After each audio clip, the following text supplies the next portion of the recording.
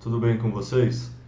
Gravação de mais uma sessão de Roupium, essa com três convidados que eu estava querendo muito trocar ideia. Uma é a Carla, que me recebeu muito bem lá no podcast Fuck Humana, e do Hugo também, que já veio e fez uma participação fantástica também aqui, arrasou os corações em terras brasileiras.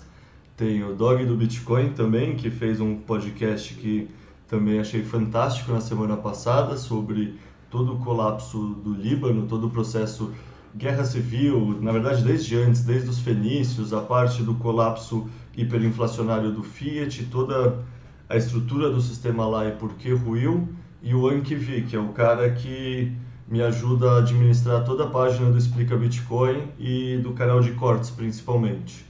Então, primeiro, bem-vindo a todos. É realmente um prazer ter vocês aqui. Obrigado pelo tempo de vocês. E eu começo passando a palavra para a Carla, porque a gente sempre pede para os convidados se apresentarem em ordem alfabética. Então, Carla, conta um pouco mais de você, como você veio parar nessa toca do coelho que todo mundo é meio maluco, assim. O que te trouxe até aqui? Qual é a sua história?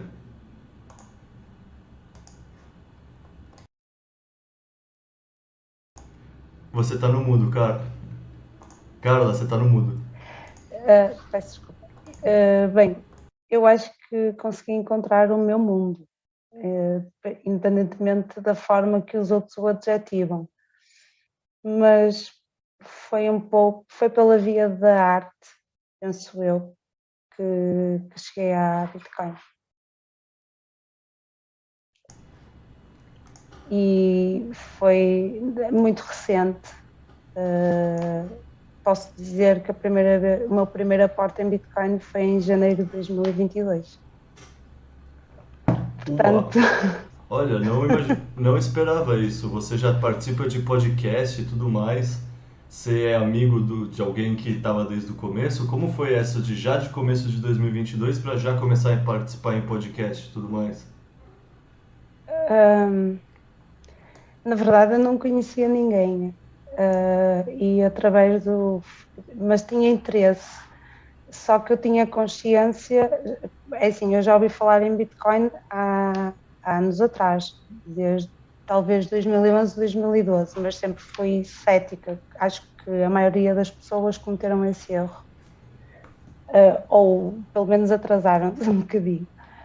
E quando eu comecei a ter alguma maturidade para de facto compreender aquilo que era a Bitcoin, porque a primeira vez que chegou até mim, claramente eu não tinha como. Não merecia, digamos assim, não tinha entendimento para perceber algo tão belo e complexo, digamos. Simples, mas complexo ao mesmo tempo. Quando eu comecei a desconfiar que realmente havia toda uma análise a ser feita, eu estava a fazer um mestrado e não tinha tempo para estudar, e eu percebi logo que eu necessitava de estudar antes de me envolver. E eu disse, eu vou acabar o mestrado e a partir daí vou estudar. Então comecei a estudar, pronto, ia vendo algumas coisas de há 2 anos para cá, mais ou menos 2019, e para aí em setembro, mais ou menos de 2021, comecei a aprofundar, e a partir de novembro de 2021 é que fiz o plunge, um mergulho.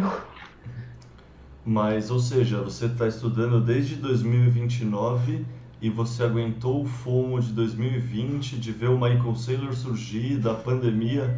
Você é uma pessoa disciplinada, hein? Isso não me fez muita confusão, honestamente. Nem liguei, eu percebi que um dia eu tinha interesse e a Bitcoin estava a 10 mil, e de repente digo assim a um colega meu, ao Rui, e a Bitcoin está fixe para entrar, não sei o que, ele está muito caro, e eu, quanto? Ele, 50 mil, eu, what the fuck? Está tudo bem. Quando eu tiver tempo eu vou estudar e entro, e vemos. Quando eu comecei a estudar, como, pronto, eu eu gosto de arte e filosofia, especificamente arte e fotografia. Eu comecei, à medida que ia estudando, relacionando alguns conceitos abstratos e comecei a relacionar com a fotografia e com a imagem.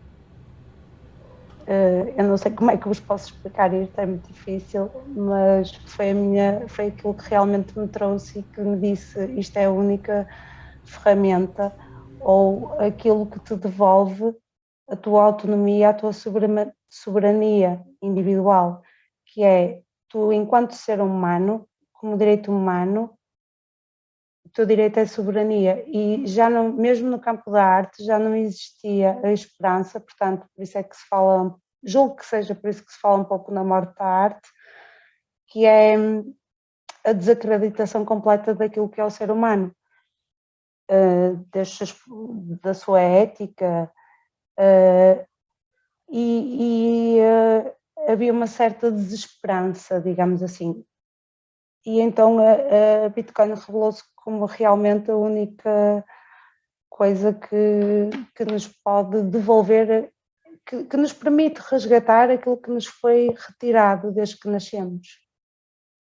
E você já leu o Padrão Bitcoin? E se sim, você... Não, Não? Mas você conhece aquela não. tese que a arte foi piorando conforme a gente foi ficando uma sociedade mais fiat, com um pensamento mais de curto prazo? Você, como artista, conhece Conheço, isso? conheço, mas não concordando muito da forma como o mainstream explica, porque explica mal, não é profundo. Existem questões mais profundas que vêm do modernismo e não só, até do Renascimento, que algumas obras não explicam corretamente. Portanto, existem claramente muitos problemas, mas não merecem ser refletidos de uma forma superficial, que não é só assim. Não é só a questão financeira, e isso é uma consequência já de um problema muito maior. Justo, perfeito. Bom, deixa eu passar a bola para o resto das pessoas se apresentarem, mas depois eu vou querer cavar mais nessa toca que eu tenho um certo interesse por arte. Eu lembro de ver uma podcast sua, eu acho que foi com o Jeff que você estava explicando a conexão de fotografia e do Bitcoin, que eu também vou querer entrar, mas depois eu te pergunto. Deixa eu passar a bola agora pro Dog do Claro que sim. Bitcoin. Cara, se apresenta aí pra galera, conta um pouco da sua história, o que te trouxe pra cá. Tudo bom? Boa noite, boa tarde, bom dia, dependendo de quando você estiver ouvindo. Bom, me formei em Relações Internacionais com foco em política econômica.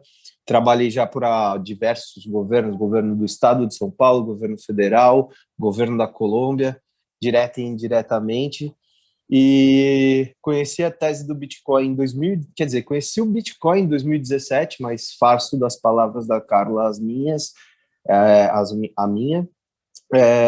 Em 2019 só que eu fui comprar meu primeiro Bitcoin porque precisava estudar e estava em topo. E eu falei, meu Deus, tá 74 mil reais, não lembro qual que era, 18 mil dólares, uma coisa assim. Falei, meu, não vamos comprar isso agora. Trabalho já com investimentos há 4 anos e meio.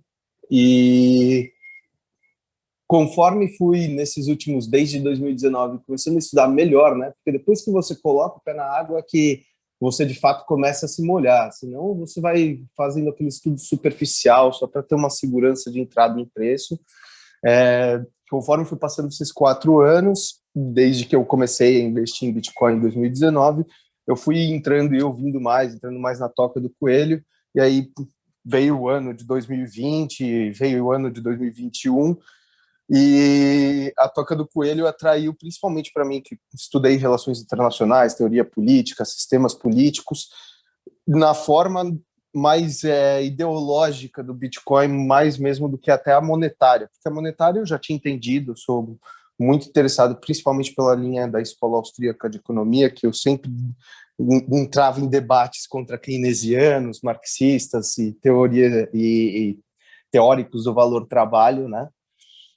E aí, nisso, veio esses anos bem autoritários, eu comecei a ficar cada vez mais entusiasmado com a tese, acreditar mais na tese do Bitcoin, e até que eu fui para o Líbano, aliás, aproveitando fazer a jabá ali, do episódio que gravei com o Leta, para vocês ouvirem da história do Líbano, como que foi a derrocada não só da moeda e como que o sistema Fiat gera incentivos ruins, perversos, e ele cria e perverte uma sociedade que pode ser rica, que tem cultura rica e produtiva, para se tornar uma sociedade decadente, embora existem trilhões de qualidades sociológicas, culturais maravilhosas que tentem sustentar ela. Acho que para fazer uma história longa mais curta, assim, acho que é mais isso mesmo, para começar a introdução. Boa. Bom, como eu já te conheço, a gente já conversou bastante, também não vou aprofundar aqui, te deixar fazer as perguntas que eu tenho para você ao longo do podcast também. Então, Quem tiver mais curiosidade, vai lá no podcast, no episódio do Líbano, por favor. Vão ouvir lá, aprender bastante. A gente tem um papo bem longo lá. bem longo, mas assim, podia ter sido o dobro, né? Aquela história de que tem assuntos que uma hora você só para de falar porque senão você vai ficar de infinitum falando. E essa questão do Fiat causando uma sociedade mal estruturada em dívidas e como isso é uma cagada. Bom, no fundo a gente vai entrar daqui a pouco, né? Mas é o que está acontecendo no mundo essa semana, por exemplo, não só no Líbano. Com certeza, e é o que você estava falando com a Carla ali, do padrão Bitcoin na arte, Exato. no sistema Fiat na arte. Bom, deixa eu passar a bola agora pro Anki. Ô cara, conta um pouco mais de você, sem quebrar o psec nem nada, mas conta quem você é, conta como você veio parar nessa toca, sei lá, dá uma overview assim de você. E como você do nada quis aparecer e ajudar o projeto Explica Bitcoin, também conta um pouquinho o que você faz lá, sei lá, dá uma contextualizada na galera de você. Salve, salve, bitcoinheiros. Eu sou o Ankivi, sou mais um plebe comum. E minha história com Bitcoin foi o seguinte, eu lembro que, acredito que a primeira vez que eu ouvi falar foi tipo 2014, 2015, por aí. Num curso que eu estava fazendo de programação web. E, e lá eu só escutei e ficou na minha cabeça. O cara falou assim, o Bitcoin tá não sei quantos mil reais, enfim, ou $1.000, enfim, ou $100, não lembro o preço, mas essa foi a primeira vez que eu ouvi. Só que aí eu não dei muito ibope, não fui muito atrás, até porque eu também tinha o quê? 13, 14 anos e não tinha nem onde cair morto, né? Mesmo que eu quisesse, eu nem conseguiria comprar, enfim. Aí daí passou mais um tempo, diversas vezes, como eu acompanhava o meio libertário já pelo YouTube, afins, eu ouvia falar, o pessoal explicando umas coisas aqui ou ali, mas eu nunca parei para entender o que era, para estudar a fundo. Aí eu me lembro que em 2019, eu estava na faculdade já, fazia segurança da informação, e o meu amigo, ele falou assim para mim, que ele era investidor B3 e tal, aí ele falou assim, se você começar a investir agora, com 30 anos você já pode parar de trabalhar, né? Tinha 18 anos, aí eu fiquei interessado nisso. Aí, beleza, passou o tempo, aí eu comecei a ganhar dinheiro, aí eu comecei a estudar esse negócio de B3, e enfim. Aí eu fui estudando, por volta de 2020, eu lembro do Cogos falando assim no Flow, compre em Bitcoin, não sei o quê. Eu fui olhar o preço, estava $50 mil. Eu não sei por que eu não comprei na hora, velho. Eu não sei por que eu não fui atrás, enfim. Eu só lembro que o tempo passou e começou a subir aí 70, 100 mil reais e foi indo embora. Aí eu comecei a estudar e comprei. Nessa que eu comprei, ele continuou a subir e tal, beleza. Só que aí eu lembro que teve um dia, no primeiro dia que eu entrei no CoinMarketCap, eu fiquei olhando assim, aí eu tava abaixando, aí top 50, top 80 e não sei o que, um monte de tranqueira lá, velho. Aí, beleza. Comecei nessas brincadeiras aí de shitcoins e afins. Comprei, até ganhei dinheiro, sim, mas Depois veio o Deep, aí eu só perdi. E eu lembro que eu tava, tipo, Calma aí, fazendo calma aí. muito. Isso é qual Jeep? Isso é o Jeep do Elon Musk ou é esse Jeep agora desde novembro? Não, foi o primeiro Deep. Por Porque quê? o Porque eu primeiro Jeep foi rápido, né? Foi bem chocante, não foi esse devagar e sempre. foi, foi numa paulada. E assim, eu tava fazendo muito lucro, muito lucro. Me sentia gênio, porque você pode comprar qualquer tranqueira do top 400 lá. Eu lembro que eu tinha moeda do top 400. Se você for buscar aí, acho que nem acha mais. Acrópolis, Taylor. Eu acho que eu fui até mais longe. Teve uma 3DeFi que o Augusto Bax falou que era bacana e não sei o quê. Não tinha nem no ranking aqui. E eu fui tentar comprar, não consegui, graças a Deus, porque caiu, foi a zero essa tranqueira aí. E até aí, beleza. Só que nessa eu tava na onde? Eu tava na B13 e também tava comprando é, criptomoedas, né? Criptomoedas. Tem que separar Bitcoin de criptomoedas. E até que eu tava fazendo um pouquinho de dinheiro também nas ações. Só que eu vi aqui que nessas shitcoins estava fazendo muito mais e não sei o que, e parecia que ia ficar para sempre essa alta, né? Só que aí veio o Dip e acabei perdendo um monte de dinheiro aí com shitcoins e afins. Depois disso, eu peguei e comecei a estudar mais, estudar mais. Aí acho que em 2021 já era maximalista já por aí. Depois de uns 6 meses mexendo com essas shitcoins aí, eu já me tornei maximalista e agora Bitcoin only 100%. E em relação ao Explica Bitcoin, eu lembro que eu elogiei uma coisa assim, alguma participação, né? A gente começou a se conversar lá, aí você me chamou para ajudar e a partir daí a gente foi escalando cada vez. Fazia primeiramente os cortes, né? Só fazia. Aí depois eu tomei conta do canal, depois Insta e fui criando as coisas. E foi basicamente assim. Foi bem orgânico, né?